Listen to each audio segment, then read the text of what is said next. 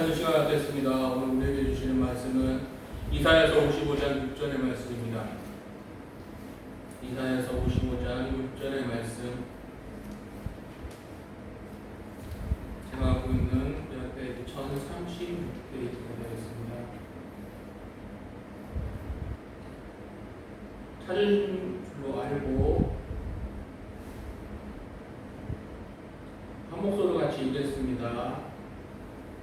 너희는 여호와를 만나는 때 찾으라. 가까이 계실 때 그를 부르라. 아멘. 자, 이제 우리가 이제 큐티를 하면서 지금 말씀이 이사야서를 이제 66장 쪽으로 이제 후반부 쪽으로 이제 넘어가고 있습니다.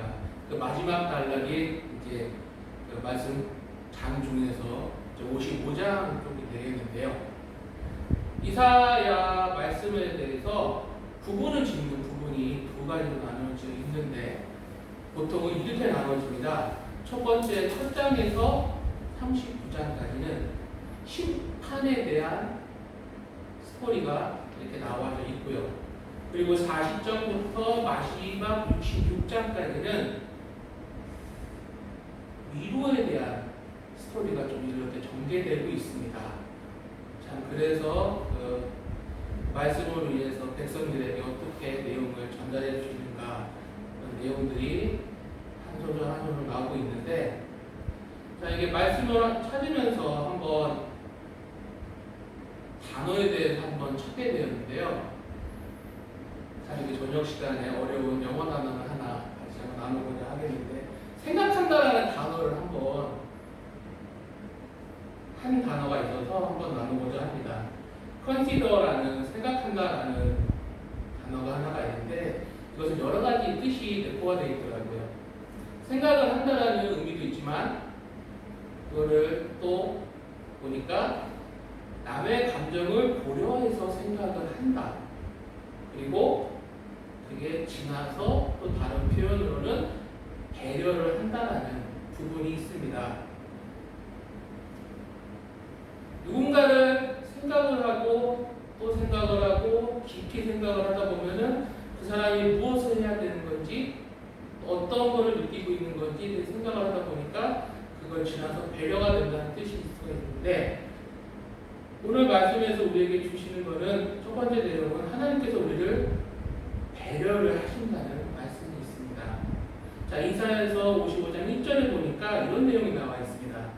오라 너희 모든 목마른 자들아, 물론 나오라. 돈 없는 자도 오라. 너희는 와서 사 먹되 돈 없이 값 없이 와서 포도주와 젖을 사라. 아멘. 참 어떻게 보면은 우리한테 익숙하고 참 좋은 뜻의 말씀 구절이기도 하지만 세상에서는 참 표현을 하자면 말이 안 되는 부분의 내용이기도 합니다. 생뚱맞을 수가 있죠. 현실적으로 경제 활동을 할 수 있는 세상에서 하다 보면은 말이 안 되는 겁니다. 왜 말이 안 되느냐? 돈 없이 값없이 와서 사람들에게 생명의 식량이 될 수 있는 포도주와 젖을 먹으라고 합니다. 그것도 공짜로 먹으라는 거죠. 그렇죠? 그런데 돈 없이 값없이 살아 라는 말씀이 들어있습니다. 돈이 없으면 못 사는데 어떻게 돈 없이 사 먹으라 할 수 있을까요? 하지만 이것은 말씀 구절에서 하나님께서 우리에게 놀라운 사실 하나를 보여주고 있습니다. 하나님에 대한 비례죠. 하나님의 왜 돈 없이 사 먹으라고 하셨을까요? 그것은 간단합니다. 사서 먹을 수 있으면 사람이 권리가 있기 때문에 당당히 해주는 거고요. 얻어먹으면 조금 어떤 표현이라고 하지만 비굴해진다고 할 수가 있죠. 근데 좀 돈이 없으면 그런 부분이 있는데 하나님의 그 자녀들은 그러지 않았으면 좋겠다는 그런 마음이죠. 거저주시면서 사 먹으라 하는 겁니다. 당당하게 거저 먹되 자존심 상하지 말라는 뜻이죠. 자, 제가 한 분을 소개하려고 하는데 아주 저한테는 귀하고 소중한 한 분이 있습니다. 젊었을 때, 20살 때였습니다. 제가 서울에 있으면서 아니고 한참 지금도 크지만 이 큰 몸을 날렵하게 뛰어다니면서 돌아다니면서 활동을 할 때 만났던 교회 부목사님 한 분이 계신데 그분의 이야기를 지금 하려고 합니다. 자, 그분은 저하고 밀접하게 청년 쪽으로 담당했던 그런 목사님은 아니셨는데 다른 부분에 전산 쪽이나 영상, 컴퓨터 그리고 봉사활동에 관련된 부분을 담당하시는 목사님이어가지고 제가 그것에 관심이 있어서 자주 만났던 그분이기도 합니다. 자, 근데 그분은 시간이 지나서 샌프란시스코로 이민을 가시고 거기서 목회 활동을 이제 시작하신다고 얘기를 들었어요. 근데 그분이 젊었을 때 저도 많이 만나서 이야기도 나누고 어떻게 지내세요 했는데 연락을 할 수 있는 부분이 참 난감하더라고요. 그렇게 하다 보니까 어떻게 연락을 할까? 홈페이지 들어가서 방명록을 드리고 이렇게 확인했던 그런 부분들이 있는데 그분이 사역을 하는 중에 특수한 사역을 하신다는 걸 듣게 되었어요. 그 부분은 홈리스 분들을 사역을 하고 계신데 그런 홈리스 분들을 음식을 제공하고 봉사활동을 하는 것 중에서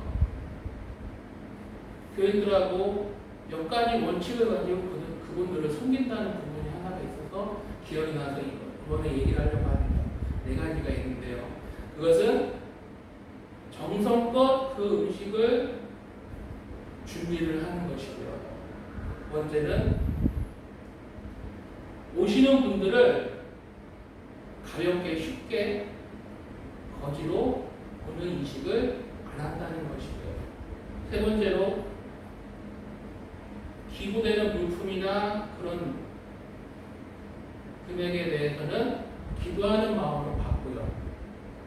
그리고 네 번째는 가장 중요한 건데 행사하신 사진을 찍을 때 참여하시는 홈리스 분들의 얼굴을 찍지 않는다는 겁니다.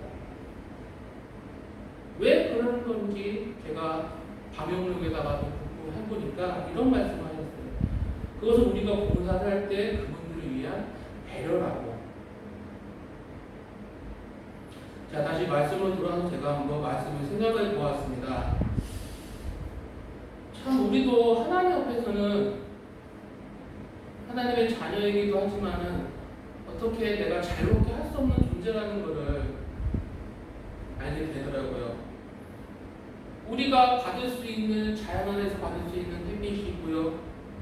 숨을 쉴 수 있는 공기가 있고요. 그런 부분들을 요즘 사람들은 물을 마시고 싶으면은 생수를 돈을 내고 먹을 수는 있지만 우리는 그렇게 하지도 않으면서 살 수가 있습니다. 하나님의 은혜로 살 수가 있다는 거죠. 그런데 하나님께서는 그렇게 우리를 배려를 해주시고요. 우리 힘으로 사는 것처럼까지도 하나님은 배려를 해주신다는 겁니다.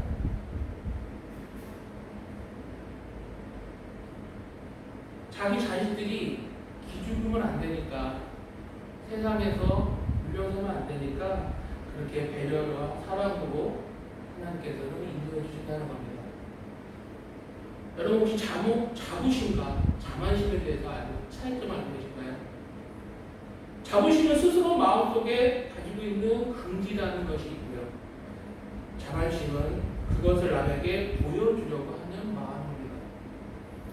우리가 필요한 것은 하나님의 자녀라는 자부심을 가져야 되겠고요. 교회 가는 것은 자부심이 있어야지 혹시라도 자만심이 있다면 그것을 내려놓으면 좋겠습니다.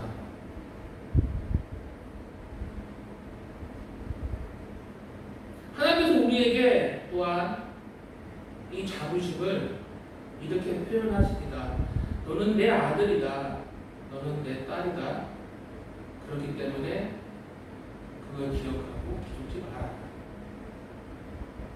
말씀에서도 이러한 상황이 또 발견이 됩니다. 창세기 32장 28절에서 이런 내용이 있습니다. 그 사람이 말하였다.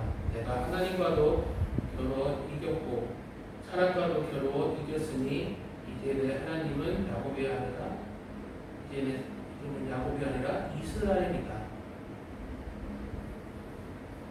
자, 유명한 이야기죠. 하나님께서 어떻게 보면은 야곱에 대해서 배려를 해주신 이야기라고 할 수가 있습니다. 사건입니다. 야곱과 씨름을 한 사건이죠. 어떻게 사람이 이렇게 덩치가 체급도 차이가 나지만 왜 그렇게 이겨면서 또 자신의 이름은 이스라엘이라고 바뀌게 또 이야기했을까요? 야곱이 그 당시에 사건이 있기 때문에 자신이 너무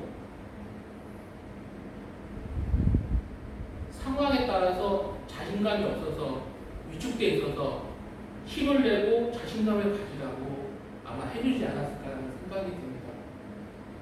야곱은 당시에 자기 형 에서가 무서워서 그 형으로 돌아갈 수가 없었고요. 자기 장인과도 사이가 안 좋아서 장인의 집으로도 갈 수가 없는 그런 상황이었죠. 그런데 하나님께서 야곱과 씨름을 해주시고 저어주셨습니다. 바람은 하나님도 이겼으니 형을 무서워할 필요가 없다. 기죽지 말아라.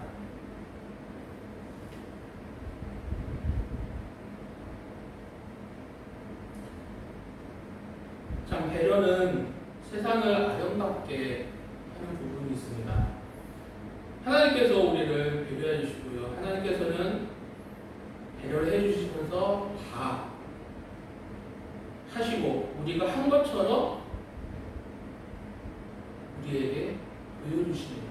하지만 우리가 기억해야 될 것은 우리가 한 것이 아니라 하나님이 하신 것을 기억해야 되고요. 그리고 지금까지 이 시간까지 지켜온 것을 모두 하나님 은혜로 기억을 해야 될 것입니다. 두 번째로 오늘 우리에게 주신 말씀은 모든 상황에서 모든 일을 진행을 할 때 때가 있다는 것입니다. 문제는 그겁니다. 우리가 시간을 잘 알지 못한다는 사실이고요. 때를 기다리거나 그 때가 지나간다면 후회를 합니다. 그리고 다시 다가오는 때를 놓치지 않으려고 걱정을 하죠. 사람들은 이런 걱정과 아쉬움 속에서 여러 가지를 놓치지 않으려고 하려고 하는데 어떻게 하면 이 모든 것 때를 알 수가 있을까요? 자, 그것은 오늘 말씀 55장 6절에서 이런 말씀이 있습니다. 너희는 여호와를 만날 때 찾으라. 가까이 계실 때 그를 부르라. 아멘. 하나님을 만날 때가 있다고 이야기합니다. 기꺼이 계실 때 하나님을 부르라고 이야기합니다. 그렇다면 언제가 하나님을 만날 때일까요? 언제가 하나님께서 우리에게 가까이 하실 때일까요? 그 해답은 다음 7절에서 말씀에서 이렇게 내용이 나타나고 있습니다. 악인은 그 길을 불의한 자는 그의 생각을 버리고 여호와께로 돌아오라. 그리하면 그가 긍휼히 여기시라. 우리 하나님께로 돌아오라. 그가 너그럽게 용서하시리라. 악인이 하나님께 회개하며 돌아올 때라고 얘기를 합니다. 자, 우리가 생각을 할 때 악인이 어떤 사람일까요? 그냥 악만 행한다고 그냥 그런 악인일까요? 내용을 찾아보니까 시편 1편에서 이러한 내용이 있습니다. 의인에 관련된 의라는 단어가 있어요. 그 의는 언어적으로 성경적인 관점으로 보니까 하나님에 대한 성품이고 또 하나님은 의로우신 분, 온전하시고 완전하신 분, 그리고 이것을 사람에게 적용하면 하나님을 믿는 사람은 의인이라고 합니다. 그럼 악인은 어떻게 되는 거죠? 반대로 의인의 행위에 정반대로 삶을 사는 사람, 하나님의 법을 즐거워하지 않으며 따라서 그 삶 속에서도 하나님의 모습이 전혀 드러 나타나지 않는다는 사람입니다. 자, 그러면 앞에 있었던 것처럼 악인이 하나님께로 회개하며 돌아올 때가 진행을 하면 하나님께로 회개하고 돌아올 때는 하나님이 어떻게 하신다고 나타나고 있습니까? 말씀에서는 너그럽게 용서를 하신다고 합니다. 그때가 바로 하나님을 만날 때라고 하고요. 하나님께서 가까이 계실 때라고 말씀하십니다. 즉 하나님이 언제나 만날 준비를 하고 계시고 언제나 우리와 가까이 계시는데 그것이 안 되는 게 뭘까요? 우리라는 거죠. 따로 때가 정해진 건 아닙니다.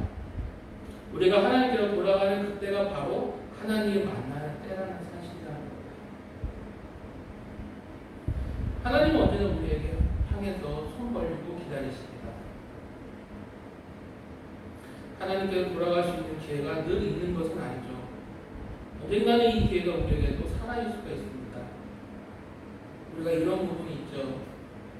좀 더 있다가 무엇을 해야지. 한가해지면 무엇을 해야지. 이거 끝내고 나면 해야지. 근데 이거를 즉시해 보면 그렇습니다. 우리가 그때까지 살 수 있을까요? 그건 아무도 할 수 없습니다. 기회가 우리에게 있는 건 아십니다. 우리가 생각하는 대로 세상이 돌아가는 것도 아니고요. 우리가 생각되는 대로 우리 인생을 살 수도 없습니다. 좀 더 기다렸다가 가족들에게 잘해야지, 부모님에게 효도해야지. 대부분 이런 계획들을 누구나 한 번씩 기회를 놓치신 분들이 계실 겁니다. 좀 안타까운 일이 있을 수가 있는데 바쁘게 살다가 기회를 놓치면은 그때 중요할 때 한 가지 하나님의 시간을 알아야 된다는 것입니다. 내 계획대로 어리석게 살지 말아야 된다는 것이죠. 자, 우리가 옛 이야기 좋은 격언 내용 중에 책 중에 이런 책이 있습니다. 순호지라는 책이 있습니다. 여러 가지 국사사원 남아에서 어떤 내용으로 어떻게 해야 된다라고 하는데 제가 여기에서 딱 한 가지 정말 지금까지 잊지 않았던 중요한 한 가지 단어가 문장이 있어요. 그것은 참 모순적이지만 사후 약방문이라는 것을 아직까지 기억을 하고 있습니다. 사후 약방문, 죽은 후에 약봉지를 내어 드리는 것.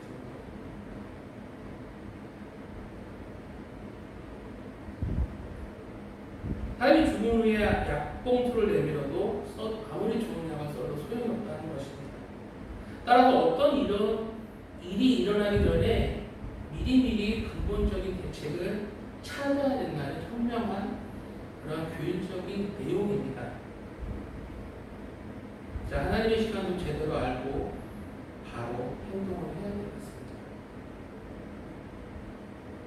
자, 제 습관을 하나를 알려드리려고 하는데 제 습관 중에 한 가지가 참 본인적인 게 하나가 있어요. 시시때 때마다 무엇을 하고자 하면은 사소하지만 계획을 참 치밀하게 세웁니다. 뭐든지 계획을 세우고요. 그거를 그대로 이렇게 하고 결과가 나오면 이렇게 돼야 돼요.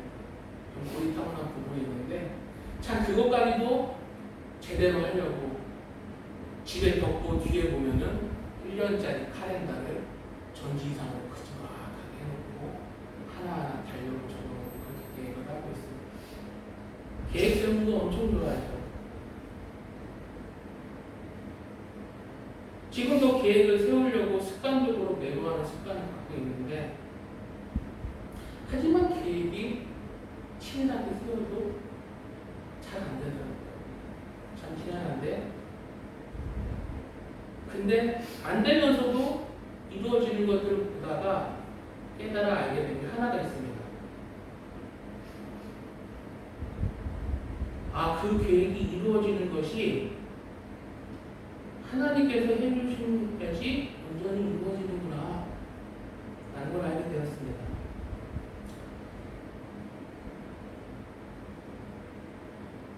사랑하는 성도 여러분, 우리 삶 안에는 여러 가지 계획들이 있지만 그 계획들이 개인적인 계획이 있고 하나님에 대한 계획이 있죠. 계획을 세우는 것은 참 자유고 자유롭습니다. 그러나 그 계획을 이루어주는 분은 하나님이시고요. 하나님의 능력으로 이루어지는 거고요. 또 그렇게 이루어지 온전하게 이루어지는 겁니다. 이사야 8절에서는 이런 내용이 있습니다. 이는 내 생각이 너희의 생각과 다르며 내 길은 너희 길과 다름이니라. 여호와의 말씀이니라. 우리는 하나님의 시간을 알아야 합니다. 하나님의 때와 하나님의 길을 알아야 한다는 것이죠. 우리가 어떻게 알 수 있을까요? 자, 말씀에서 보면은 성경을 피는 맨 첫 번째 이런 내용이 있죠. 태초에 하나님께서 천지를 만드셨고 6일 동안 세상을 열심히 만드시고 사람도 6일 동안 열심히 일을 하는 것이고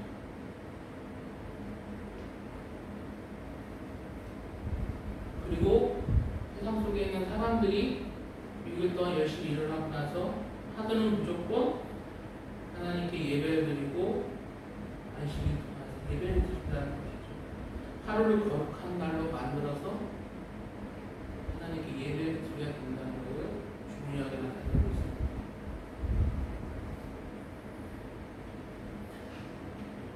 하나님에 대한 시간, 참 그런 건 중요합니다. 하지만 그 시간이 우리가 마칠 때 올바르게 마치지 않으면 다시 갈 수가 없습니다.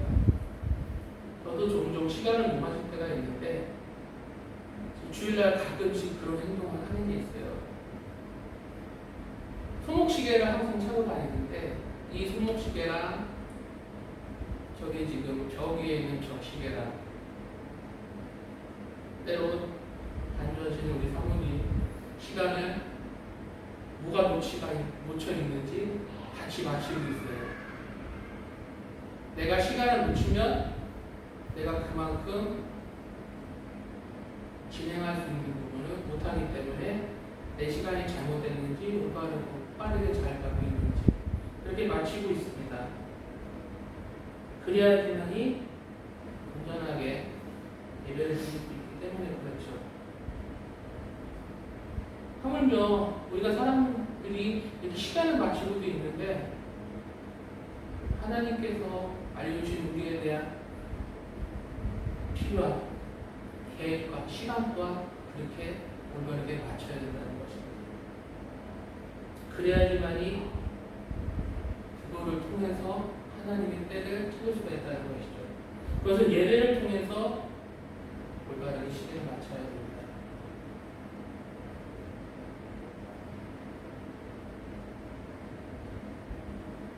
지금 이렇게 오프라인 온라인으로 예배를 드리고 있는데요. 우리 예배에 참여하신 모든 분들이 예배를 마친 이후부터라도 시간과 계획을 정하고 하나님께서 우리에게 사랑과 관심과 그런 위로와 배려로 사랑으로 인도하실 때 정말 하나님께서 무엇을 우리에게 알려주시는지 하나님께 이렇게 초점을 맞추고 이렇게 순간순간